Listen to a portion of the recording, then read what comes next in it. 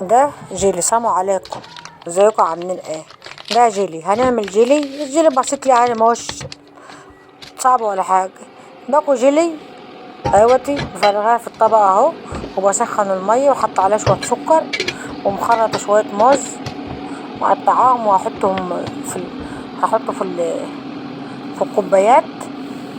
وبعد كده هحط المية السخنة وكوباية مية سقعانة وخلاص. ويبقى ايه، واقوم مفرغاه في الكبابي، ومقطع موز. ما كنت عاوزة اشوف تفاح والله، ما كان خلص من عندنا.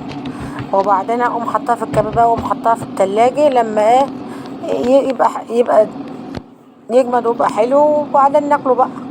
بس الجيلي في السقعة في الحر الحر بحب الحاجة الساقعة يعني، والحاجات دي اهو. هسخن المية واقوم حطاه الجيلي واقعد ادوب شوية اكتر. لما ادوبه ما يكونش فيه حاجة من تحت يعني، بيبقى يلزق كده من تحت. واقوم حاطة شوية مية سقعانين، كوباية سقعانة. ودي باكو جيلي وعليه شوية سكر عشان يبقى مسكر شوية. واقوم حطاها في الكبابي، وانا مقطعة موز. واقوم حاطة الموز فيه، واقوم سايباها بقى احطها في التلاجة لما يجمد. تقريبا بيقعد لتاني يوم، تاني يوم او يوم لما الصبح او بالليل يتاكل بالليل. وبس بديه الجيلي. اكيد كل الناس عارفة عمايله يعني.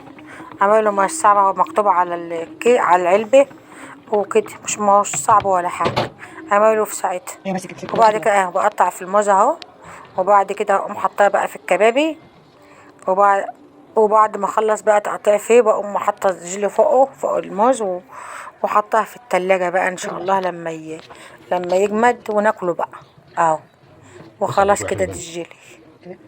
ما فيش فيه ايه، ما هوش صعب، بسيط وسهل يعني. ما فيش حاجة صعبة يعني. كل فيديوهات الحمد لله ما فيش فيها اي حاجة صعبة، سهلة وبسيطة وعلى قد الايد يعني. كل حاجة بعملها على قد الايد، مكوناتها على قد الايد. ما هي سهلة، ما هي صعبة يعني، وسهلة وبسيطة وجميلة.